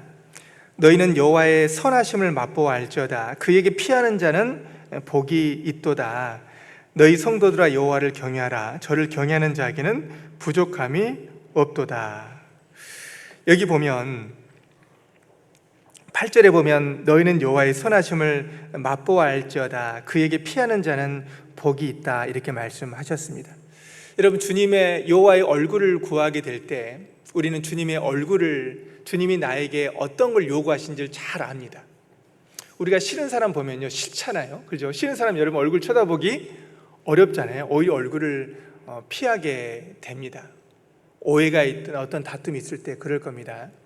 자, 여호와의 얼굴을 구할 때 우리 하나 아는 것은 무엇이냐면요, 주님의 눈빛을 압니다. 그 여호와의 선하심이라는 겁니다. 그 여호와의 선하심을 맛보아 알지어다. 그에게 피하는 자가 복이 있다. 우리가 주님의 얼굴을 바라볼 때 하나 배우는 건 무엇입니까? 내 삶에 있어서 주님에 대해서 서운한 감정도 있게 되고, 왜 그렇게 하셨습니까? 왜 이런 상황이 지속되는 겁니까? 주님 이해가 안 됩니까? 약간 찡그린 얼굴로, 또 이해할 수 없는 얼굴로 성경과 하나님에 대한 오해된 모습으로 하나님 앞에 나아가기도 하잖아요. 고난이 길어지게 될 때, 또 내가 원치 않는 상황이 나에게 다가올 때 굉장히 불편한 마음으로 하나님의 얼굴을 대할 때도 있습니다. 그런데 한 가지 알아야 될 것은, 너희는 여호와의 선하심을 알라고 말씀하셨습니다. 그 선하심을 마치 무엇으로 비유하고 있는 겁니까? 맛으로 비교합니다. 맛. 맛있는 음식 먹을 때 어떻습니까? 기분 좋잖아요. 맛. 신앙을 맛으로 이렇게 비교하고 비유하고 있는 겁니다. 여호와의 선하심을 맛보아 알으라라고 말씀을 하고 계십니다. 그 뒤에 보면요, 여호와께 피하는 자, 그에게 피하는 자가 복이 있다라고 말씀을 하고 계십니다. 여호와의 얼굴을 구하고 여호와를 찾는 자는 반드시 하나님께서 좋은 것을 내려주신 게 맞습니다. 그게 경험입니다. 경험된 모습이거든요. 이스라엘 백성도 그랬거든요. 실질적으로 이스라엘 백성들이 하나님의 말씀에 순종하고 그들에게 놀랍게 그들 역사 가운데 함께 하신 걸 정말 경험했거든요. 다윗도 개인적으로 역사적으로 보게 되면 쫓기는 때도 있었지만 하나님께서 이스라엘 왕이 되게 하셨고, 또 하나님이 이 다윗을 통해서 이스라엘을 다스려 갔습니다. 통일왕국의 강한 업적 위협을 가지고 있었습니다. 다윗이라는 사람은. 근데 하나 느끼는 건 뭐냐면요, 하나님은 정말 선하시다라는 겁니다. 너무나 선하신 분입니다. 이것은 개인적인 견해가 아니라 인생 전체, 한 나라의 전 세계를 다스려 가시는 하나님이 악하지 않다라는 겁니다. 선한 방식으로 이 우주 만물을 다스려 가고 계시고 인간 역사를 다스려 간다는 것을 체험적으로 경험해야 된다는 겁니다. 성경이 보면 선한 이는 딱 한 분이시잖아요. 오직 선한 이는 한 분이신데 누구십니까? 하나님이십니다. 자, 하나님은 온전한 선이시기 때문에, 완전한 선이시기 때문에 그 행하시는 모든 것에도 선하게 역사하시고 선한 방식으로 이끌어 간다는 것을 경험해야 된다는 겁니다. 그래서 시편 119편 68절에 보면 주는 선하사 선을 행하시오니 이런 표현을 하고 계십니다. 선하시기 때문에 선을 행하신 분이다. 선 자체라는 것을 말씀을 하고 계십니다. 아이들 키우다 보니까요, 아이들 이제 세 명인데, 큰애가 이제 대학생입니다. 그런데 이제 아이들 보면 아빠애들 좋게 생각할 때가 언제일까요? 굉장히 좋아하고 감사하게 생각할 때, 용돈, 돈이 들어가게 되면 특히 선하게 생각하더라고요. 돈이 들어가게 되면 뭔가 아이들이 바라는 게 최고인 거예요. 최고, 제일 원하는 것. 효도하는 것도 뭐가 최고일까요? 우리가 구원이 마땅하긴 하지만 어떤 그렇잖아요. 뭔가 이 물질에 무엇이 들어갑니까? 마음이 들어가잖아요. 마음이라는 게 물질을 통해서 이렇게 나타나게 됩니다.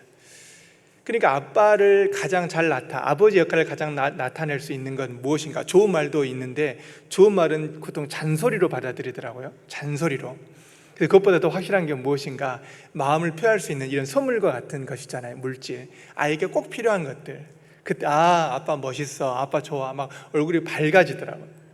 그러니까 하나님도 비슷한 것 같아요. 하나님도 우리 인생에게 정말 인생에 필요한 것이 무엇인가라는 겁니다. 그러니까 일단 우리 육체를 가지고 있기 때문에 육체가 살아갈 수 있는 여러 가지 종류의 것들을 주시잖아요. 기적이잖아요. 사실 생명체가 살아간다는 건 기적이지 않습니까? 우리에게 모든 필요한 걸 주시는데 구원받은 그리스도인만 주시는 것이 아니라 구원받지 않는, 그리고 모든 피조세계에 있는 모든 것이 살아갈 수 있는 모든 방법, 완벽한 질서와 법칙, 체계를 갖추시고요, 생명체가 살아갈 수 있는 모든 것을 주신다는, 후히 주신다는 겁니다. 이걸 보더라도 만약에 절대 권력을 갖고 있으면 내 마음대로 죽이기도 하고 살리기도 하고 내가 원하는 대로 할 텐데요, 하나님은 모든 피조세계를 향해서요 선하게 행하신다는 겁니다. 하늘을 나는 새에게도 물고기에도, 하물며 우리 구원받은 그리스도인 인생에게 어떻게 얼마나 완벽한 적절한 조건을 주셨는가, 모든 필요를 채워주신다는 겁니다. 근데 그 은혜를 모르게 되면 부족한 것을 크게 여기잖아요. 절대적이고 크고 중요한 것은 너무 마땅히 여기고 감사할 줄 모르고 아주 하찮고 작은 것에 대한 불필요한 것들 있잖아요. 채워지지 않는 것에 대한 불평, 불만을 하는 것이 이게 어린아이들의 특징인 것 같아요. 우리 인생이 그렇잖아요. 절대선을 베풀어 주셨는데 몇 가지 불편한 것 때문에 하나님이 살아계시느냐 계시지 않느냐, 하나님이 정말 살아계시나 왜 그러느냐, 하나님 존재 자체를 의심합니다. 이게 이제 정말 폐역한 모습이잖아요. 악한 모습이라고 할 수가 있습니다. 그런데 그럼에도 불구하고 하나님은 모든 인생에게 적절하게 필요 적절한 것을 끊임없이 역사 가운데 한 번도 거침없이요 필요한 것들 채워주고 계신다라는 겁니다. 그런데 그러한 하나님을 잊고 살아가고 인정하지 않고 살아가는 삶이 얼마나 비참하겠습니까? 나의 생명의 근원이시고 생명의 원천이시고 그리고 나에게 호흡을 주시고 생명을 주시고 만물 필요한 모든 걸 다 주셨는데 그분을 인정하지 않고 살아가는 삶이 자유로운 삶이 될 것인가? 결코 그렇지 않다라는 겁니다. 그러니까 하나님을 인정하지 않는 삶, 벌써요 내 뿌리 자체를 흔들어진 것이기 때문에 그 인생이 평탄할 수가 없습니다. 평안할 수가 없겠잖아요. 부모를 떠난 자식이 온전한 만족 가운데 살아갈 수 없듯이 하나님의 존재를 인정하지 않고 하나님의 은혜를 잊고 살아가는 삶이 결코 인생이 평탄할 수가 없다라는 겁니다. 그럼에도 하나님은 끝까지 선으로 행하신 게 맞거든요. 그리고 하나님의 최고의 선은 무엇입니까? 우리 영혼을 구원하신 겁니다. 하나밖에 없는 그 독생자 예수 그리스도를 이 땅에 보내주셨습니다. 그리고 나 같은 죄인을 위해서 구원을 이루어주신 겁니다. 하나밖에 없는 아들이잖아요. 자, 주님이 나를 구원하시는 것 속에서 주님은 정말 최고의 선이시다라는 겁니다. 내가 내 삶을 알잖아요. 내가 지은 죄를 압니다. 그리고 하나님을 저주하고 그리고 하나님을 믿지 않고 강팍한 상태로 살아가는 그 모습을 내가 너무나 잘 아는데요, 구원받기까지 끝까지 참아주신 겁니다. 말씀을 향해서도 하나님을 향해서 너무 좁은 마음들, 강팍한 마음들을 가지고 있었잖아요. 그럼에도 불구하고 끝까지 주님은 선을 행하신 겁니다. 성경에는 그 하나님의 지극한 선을 경험한 사람들의 내용이 기록되어 있습니다. 보지 못하는 사람, 안진뱅이, 문둥병자, 귀신 들린 자, 그 사람이 주님을 만났을 때 그들은 보게 됐고요, 깨끗하게 됐고요, 걸을 수가 있었고요, 그 죄의 사망 가운데서 벗어날 수가 있었습니다. 정말 하나님의 최고의 선은 예수님입니다. 예수님을 통해서 우리의 모든 인생의 문제를 다 해결해 주신 겁니다. 영적인 문제도 예수님을 통해서, 그 십자가를 통해서 예수님이 보여주신 그 순종을 통해서요, 우리는 하나님의 완전한 선을 받습니다. 예수님의 완전한 선을 통해서 우리는 이제 의로운 사람이 됐던 거거든요. 이것만큼 큰 선은 없습니다. 우리를 구원하심에 있어서도 완전한 선을 이루어 주셨고, 이제 탄생된 이후에 우리 삶에 있어서는 어떨까요? 너희는 여호와의 선하심을 맛보아 알라고 말씀을 하고 계십니다. 우리의 삶에도 정말 풍성한 걸 주셨거든요. 자, 세상에 살다 보면 정말 많은 종류의 사람을 보게 됩니다. 시간이 지날수록 그렇잖아요. 또 인생의 경험이 많이 쌓이게 되는 겁니다. 새로운 것을 많이 알아가게 되고 경험하게 되잖아요. 그런데 내가 놀랍게 이렇게 구원받은 교회 안에서요, 정확한 복음의 말씀을 듣고 그리고 말씀을 깨달았게 된 겁니다. 그리고 또 그 교회 가운데, 교제 가운데 살아갈 수 있게 된 것, 이것만큼 큰 선이 어디에 있는가? 나 같은 사람이 교회에 연결되어져서 복음과 함께 살아가게 되고, 창조주 하나님을 아버지라 부르고, 그리고 그분이 나에게 내 영혼을 향해서 인생에 행하신 그 선을 알고 그 선을 전할 수 있는 삶, 내 입술을 막 욕하고 죄짓고 그런 삶에서 벗어나서요, 이제 하나님이 얼마나 선하신 분인지, 하나님이 어떠한 분인지를 내 입술, 이 부정한 입술을 통해서 말할 수 있다, 그런 삶으로 바꿔주셨다는 것은 이것보다 더 큰 선이 없는 겁니다. 그 맛을 알지 못한 사람이 맛에 대해서 이야기할 수 없잖아요. 여호와의 선하심을 맛보지 않고 복음을 온전하게 증거하기란 정말 어려운 겁니다. 구원받지 않는 사람이 구원을 이야기한다는 것, 그 기가 막힌 웅덩이에서 벗어나 본 경험이 없는 사람이 다른 사람을 건질 수 있겠습니까? 근데 우리는 그렇게 됐잖아요.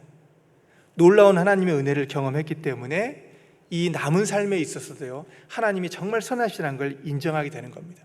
극한 위기 속에서 주님의 보호가 있었었고, 주님이 나를 붙잡아 주셨고요, 그리고 이 세상에, 이 강팍한 세상 가운데 나 같은 사람이 그리스도를 살아갈 수 있다는 게 정말 쉽지 않잖아요. 그런데 나의 삶에 이김을 주셨습니다. 말씀을 통해서 이기게 하셨고, 형제자매의 기도와 도움을 통해서요, 이 세상을 이기는 삶을 살아가게 하신 겁니다. 그리고 구원의 그 기쁨, 하나님의 선하심을 맛보게 해주신 겁니다. 그리고 교제 속에서 형제자매들의 그 간증 속에서 오는 감사함이 있습니다. 간증하고 교제하다 보면 나와 똑같은 방향으로, 똑같은 모습으로 구원받고요, 또 삶 가운데 주님의 도움을 경험한 것을 이야기를 하는 겁니다.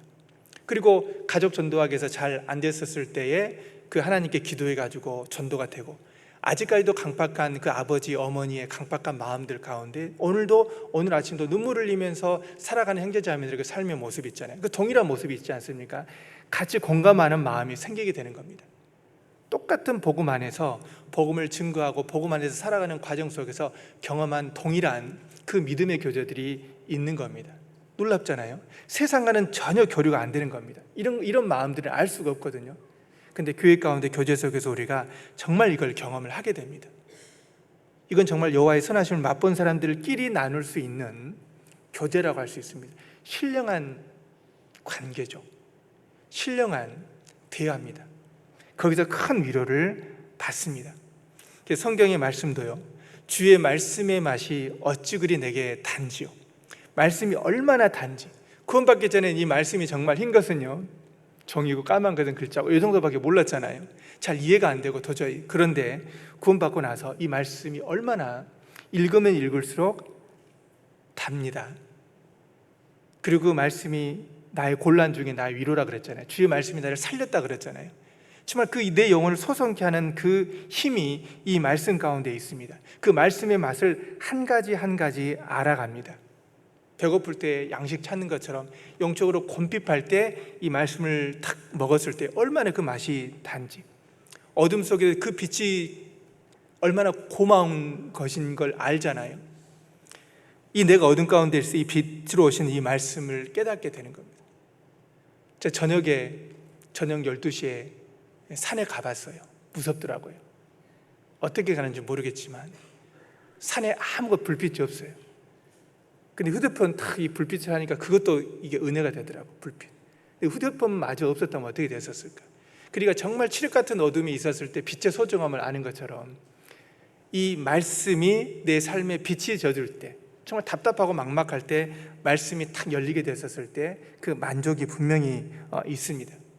목마를 때 물이 필요한 것처럼 영적인 갈증을 또 해결해주는 능력이 이 말씀에도 있습니다. 정말 힘이 없고요, 연약한데 우리 보약 먹잖아요. 이 말씀이 보약처럼 나에게 힘을 복돋아주고 다시 독수리가 날비에 치며 올라가는 것처럼 새로운 힘을 얻어서 또 살아갈 수 있는 힘을 이 말씀이 또 가능하게 해주는 겁니다. 내 영혼을 장려해서 강하게 해주시는 그 하나님의 말씀의 맛을 경험하게 해줍니다. 우리에게 기도할 수 있는 힘도 주시잖아요.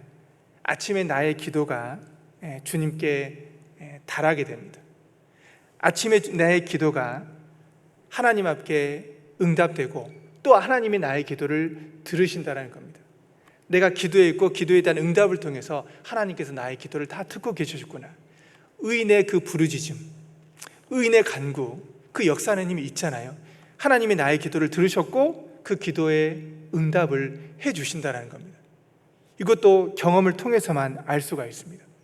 그리고 도저히 인간적으로 해결하기 어려운 문제들이 있죠. 답답한 문제들 있잖아요. 이런 답답한 문제들이 교제 가운데서, 기도 가운데 어느 세월이 지났었을 때 해결해 주시고 풀어 주실 때, 그때도 정말 큰 마음에 주님의 선하심이 바로 이런 것이구나라는 것을 알게 됩니다. 쉼이 곤란한 상태에 놓여 있었는데, 많은 고민 속에 있었는데 하나님께서 기가 막히게 풀어 주시는 겁니다. 그때 하나님의 선하시게 내 삶에 역사하시는구나 라는 겁니다. 인생의 많은 고난 속에서 참으로 우리가 확실하게 인정할 수 있는 것은 하나님은 악하시지 않다라는 겁니다. 하나님은 가장 선하시고 가장 선한 방식으로만 행하신다라는 겁니다. 하나님 편에서요. 근데 그게 내 방식과는 틀릴 수 있습니다. 하나님의 생각과 하나님의 계획이 나의 생각과 나의 계획과 틀릴 수 있다는 것을 인정할 때 하나님은 항상 선하시다라는 것을 우리가 알 수가 있습니다. 요셉의 삶을 보십시오. 얼마나 아름답게 만들어주셨습니까? 형들에게 배반당하게 되고 종으로 팔려가게 되고, 근데 하나님께서 요셉의 삶을 아주 아름답게 만드셨습니다.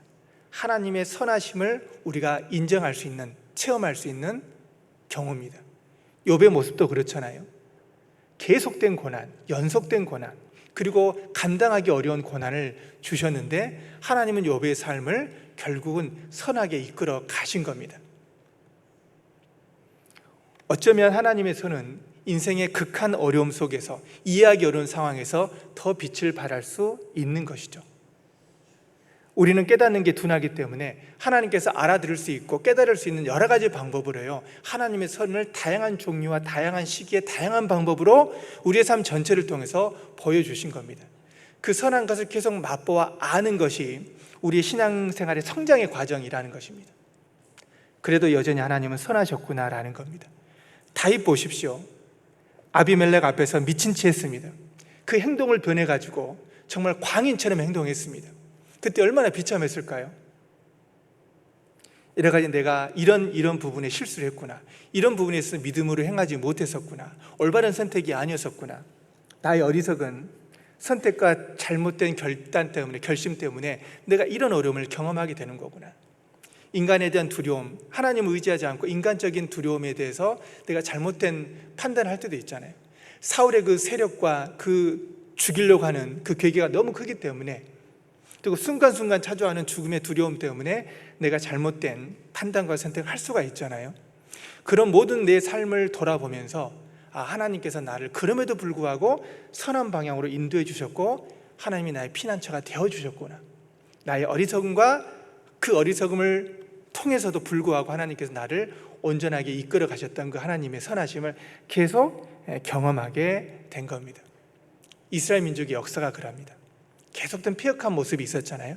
하나님은 끝까지 이스라엘 민족을 광야 생활을 거쳐서요, 홍해를 건너고 광야사를 거치고 가나안 땅에 이르기까지 하나님이 계속 선하게 활동해 주신 겁니다. 우리의 개인의 삶은 어떻습니까? 마찬가지일 겁니다. 우리가 알거니와 하나님을 사랑하는 자 곧 그 뜻대로 부르심을 입은 자들에게는 모든 것이 합력하여 선을 이룬다라고 말씀을 하고 계십니다. 하나님이 더 우리의 삶을 아름답게 만들어가기 위해서 선한 방식으로 행한다라는 겁니다. 어떤 기관사가 기차에서 그런 방송을 한다고 합니다. 여러분 저 멀리에 저녁에 도로에 지나가는 차 불빛이 보이시죠? 정말 아름답죠? 그런데 그 차 안에 타고 있는 사람은 내가 이 타고 있는 차 불빛이 멀리 있는 사람에게 얼마나 아름답게 비춰지는지를 모르지 않겠습니까? 여러분이 그런 것 같습니다. 멋진 기관사 같아요. 내가 볼 때 내 인생이 내가 아름답지 않는 모습일지 모르지만 멀리 있는 사람이 내 차에서 새어나는 그 빛을 보고 얼마나 아름답게 보고 있습니까? 여러분 힘내십시오. 여러분 귀한 존재입니다. 이 기관사가 그런 이야기를 했대. 멋진 기관사죠. 그러니까 내가 볼 때 내가 보잘것없고 내 삶이 가치 없는 것처럼 보일지 모르겠지만요, 정말 주님 보실 때 이게 얼마나 아름다운 모습인가. 내 삶의 발자취가 어떠하느냐에 따라서요, 하나님이 내 인생을 굉장히 아름답게 보신다는 겁니다. 빛으로 점점 지금 볼 때 형편없는 모습이고 지금 볼 때는 가치 없어 보일지 모르겠지만 내 인생 전체를 볼 때 하나님이 점점 아름다운 모습으로 갖고 가시고요, 우리를 만들어 가신다는 겁니다. 점점 의인의 모습, 그리스도를 합당한 모습으로 변화시켜 가신 것이 맞다라는 겁니다. 왜냐하면 우리를 만드신 분이 하나님입니다. 우리의 삶을 이끌어 가시는 분도 하나님입니다. 사람이 마음으로 자기 길을 계획하지만 그 걸음을 인도하신 분이 누구십니까? 하나님 여호와시다. 우리를 그렇게 이끌어 가셨다라는 겁니다. 주님의 선하심을 맛본 사람이 참으로 선한 행위를 하려고 할 겁니다. 그리고 인생에서 가장 선한 것이 무엇인지를 알고 선한 삶으로 바꾸어 갈 겁니다. 그리고 결국에는 뭘 할까요? 선을 행한다라는 겁니다. 주님이 가장 선하신 분인데 그 선하심을 맛본 사람은 그 주님이 행하신 선대로 살아가는 겁니다. 인생에서 가장 선한 것이 무엇인지 영혼을 살리는 것이죠. 교회를 세우는 것이죠. 그리고 내가 주님 앞에 순종해가는 삶일 겁니다. 하나님이 선하다고 여기는 것을 가장 크게 여기고 그것에 주목하고 집중하고 살아가게 될 겁니다. 진짜 선을 알았다고 한다면 그 선을 행하는 데까지, 순종하는 데까지 나아가는 그런 모습들 있잖아요. 실제 선을 행하는 그 삶으로 이어지게 되는 겁니다. 이거는 바로 신앙의 체험이라고 할 수가 있습니다. 우리는 교회 안에서 모든 다양한 하나님의 선, 그리고 형제 자매들을 선하게 인도해 가시는 하나님의 놀라운 역사를 우리는 배우고 있습니다. 지금도 경험하고 있습니다. 고난 속에서 하나님이 어떻게 역사하시는지, 각각 형제 자매를 통해서 하나님이 변화시키는 모습들을 보고 우리는 은혜를 받게 됩니다. 주님의 선하심을 맛보게 될 때요, 이제 그 삶에 있어서 하나님을 계속 찬양하는 모습으로 바뀌잖아요. 그리고 또 한 가지 뭘 알게 되냐면 주님을 아는 데서 넓어집니다. 주님을 아는 것에서 성장합니다. 주님이 어떤 분인지를 더 많이 알아가게 되잖아요. 그러니까 주님에 대해서 이제 말하는 스케일이 점점 바뀌게 됩니다. 그 간증이 무엇입니까? 시편 본문 보시면 34편에 보면요, 34편 3절입니다. 같이 읽겠습니다. 나와 함께 여호와를 광대하시다 하며 함께 그 이름을 높이세. 주님의 선을 경험한 사람은 그 입술에 어떤 말을 하니까 여호와를 광대하시다. 그러니까 하나님께서 얼마나 크신 분이라는 것, 하나님을 알아가는 지식이 점점 충만해집니다. 이제 하나님 앞에서 행하는 삶이라는 겁니다. 내 삶이. 그게 바로 여호와를 구하는 삶입니다. 여호와를 구하게 될 때 이제 하나님의 그 얼굴, 하나님이 행하시는 그 큰 일, 나를 통해서, 이 역사를 통해서 하나님이 행하시는 그 놀라운 역사가요, 점점 삶을 지배해 갑니다. 이 세상에 가장 크신 분, 가장 거룩하신 분, 가장 의로우신 분, 가장 선하신 분, 가장 뛰어나신 분, 만물 가운데 주존하신 분이 바로 하나님이다라는 것을 입술의 간증 가운데 이야기하게 되는 겁니다. 사람을 자랑하는 것이 아니라, 이 세상을 자랑하는 것이 아니라, 명예와 권세를 자랑하는 것이 아니라, 하나님이 이 세상의 모든 것이다, 하나님이 모든 것이다, 하나님이 가장 크신 분이다. 여기 보면 나와 함께입니다. 여호와를 광대하시다 간증하게 됩니다. 그리고 그 이름을 높이게 된다라는 겁니다. 우리의 삶 전체를 통해서요, 아마 우리가 주님 앞에 언제 갈지는 모르겠지만 임박한 것은 사실인 것 같아요. 그러나 우리가 주님 앞에 섰을 때 정말 주님은 대단하신 분이다 라는 것을 인정하게 될 겁니다. 인생에게 하신 그 기이한 일을 선포하고 찬양하고 주님의 가장 큰 분이라는 것을 우리는 인정하게 될 겁니다. 비록 다윗은 가장 위기에 처했지만 그 위기 상황에서 하나님이 얼만큼 크신 분이고 얼만큼 기가 막히게 나를 그 수렁텅에서, 죽음의 구렁텅이에서 나를 건져주신 그 크신 주님을 경험하게 된 겁니다. 주만 나의 피난처시고 주만 나의 도움이시다라는 것을 인정할 수밖에 없습니다. 즉 내 인생에서 참으로 온전하게 건지실 수 있는 분은 오직 주님 한 분이다. 주만 나의 홀로 나의 피난처고 구원자라는 것을 인정이 된 겁니다. 그래서 하나님은 우리의 피난처시요 힘이시니 환난 중에 만날 큰 도움이시라. 하나님이 가장 큰 분이라는 겁니다. 그래서 삶의 어려움이 있을 때마다 이제 누구에게 찾아갈까요? 하나님에게 찾아갑니다. 주님, 나를 도와주십시오. 그 주님의 날개 그늘 아래서 나를 보호해 주십시오. 주만 나의 도움이십니다. 이 간증을 하게 될 겁니다. 그리고 나와 함께잖아요. 그런 큰 주님을 경험했기 때문에 나만 주님을 경험한 것이 아니라 많은 사람에게 주님의 그 행하신 일, 위대한 일을 선포하게 되고 주님에 대해서 증거하는 삶을 살게 됩니다. 나만을 위한 삶이 아닙니다. 이제 하나님 때문에 내 삶이 변했고 또 하나님의 구원이 내 삶 전체를 이끌어 가셨기 때문에 이제 동일한 상황에 처한 다른 영혼들을 하나님께로 인도하고 하나님을 전파하는데 시간과 물질과 나의 필요한 것들을 다 사용하게 되는 겁니다. 그러니까 내 신앙생활만 신경 쓰는 것이 아니라 남을 위한 신앙생활로 신앙의 지경이 점점 넓어지죠. 나의 신앙을 넓히는 데까지 기도하게 되는 겁니다. 육신의 일, 나의 일이 아니라 이제 그리스도 일에 더 힘쓰게 됩니다. 그리고 하나님 앞에 더 순종하는 삶이 무엇인지, 철저하게 주님의 뜻에 순종하는 삶이 무엇인지를 경험하게 됩니다.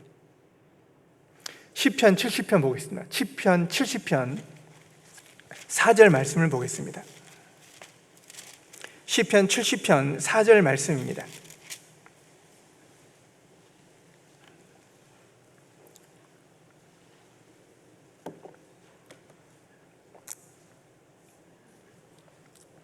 시편 70편 4절 같이 읽겠습니다. 주를 찾는 모든 자로 주를 인하여 기뻐하고 즐거워하게 하시며 주의 구원을 사모하는 자로 항상 말하기를 하나님은 광대하시다 하게 하소서.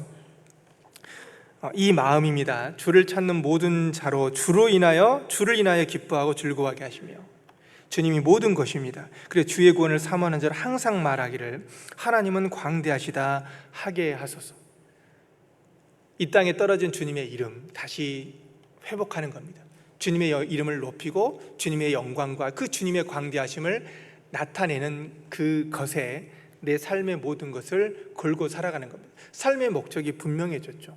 우리는 주님을 통해서만 구원을 받는 것처럼 우리의 삶이 높아질 수 있는 비결은 무엇입니까? 주님의 이름을 더욱 높이는 겁니다. 주님을 높이게 될 때 주께서 우리의 삶을 높여주시는 겁니다.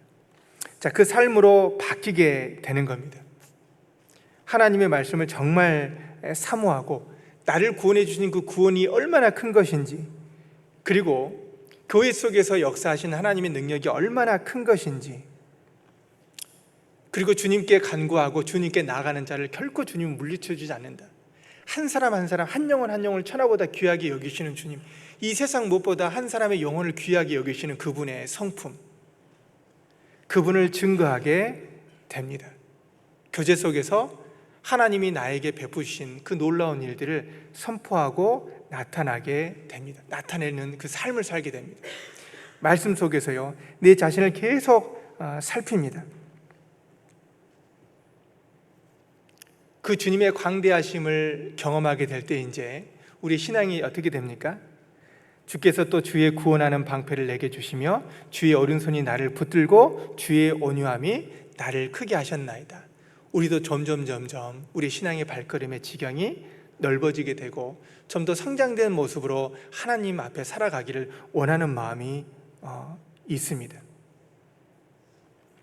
비록 공고한 상황은 있지만 여기 시편 기자가요, 주님은 광대하시다라는 것을 고백하고 있습니다. 가장 크신 하나님이기 때문에요, 그 나를 압제하고 나를 죽이려 하는 왕의 세력에서도 건지고 결국에는 왕의 위치까지 나를 앉혀주시는 그 하나님의 크심을 인정할 수밖에 없는 겁니다. 오히려 현재의 신앙은 공고와 아픔이 있지만 하나님을 향해서 하나님은 그럼에도 불구하고 하나님은 크신 분이다. 나의 모든 환난에서, 모든 두려움에서, 모든 고난에서 건지시는 분은 가장 크신 하나님이다, 가장 광대하신 하나님이라는 것을 인정할 수밖에 없습니다. 고린도 후서에 보게 되면요, 사도 바울이 정말 많은 아시아에서 당한 환난들을 이야기하고 있거든요. 극심한 고통이 있었습니다. 그런데 하나님의 철저한 위로가 있었던 겁니다. 극심한 고난이 있었지만 고난이 크고 깊은 만큼 하나님의 위로와 하나님의 은혜도 더 크고 더 깊다라는 것을 고백하는 것이 있습니다. 낙심도 있고 고난의 상황도 있지만 거꾸로 들으시지 않고 넘어지지 않고 실족하지 않을 수 있는 건 무엇일까요? 하나님의 때가 있다라는 겁니다. 우리의 삶 전체도 그러잖아요. 우리가 선을 행하되 낙심하지 말지니 피곤하지 아니하면 때가 이름에 거둘 것이다. 우리의 삶 가운데 주님 오시기까지요, 계속된 고난도 있고 낙심케 된 상황도 있지만 그 가운데서 하나님은 크신 분이라는 겁니다. 끝까지 주님 앞에 설 때까지 우리를 강하게 견고하게 모든 은혜로서 우리를 지켜가실 것에 대한 그 믿음, 그 말씀의 위로를 받고 살아가는 게 필요합니다. 결국 우리에게 인생의 고난을 주신 것은요, 그것이 결국에는 축복으로 이어지기 때문에 그렇습니다. 고난이 커야지만이 영광도 큰 것이기 때문에 하나님께서 우리에게 적절한 방식으로, 적절한 양의 분량으로, 믿음의 분량에 맞게끔 우리에게 고난도 허락하시고요, 우리에게 또 필요한 것들을 감당하게 하신다라는 겁니다.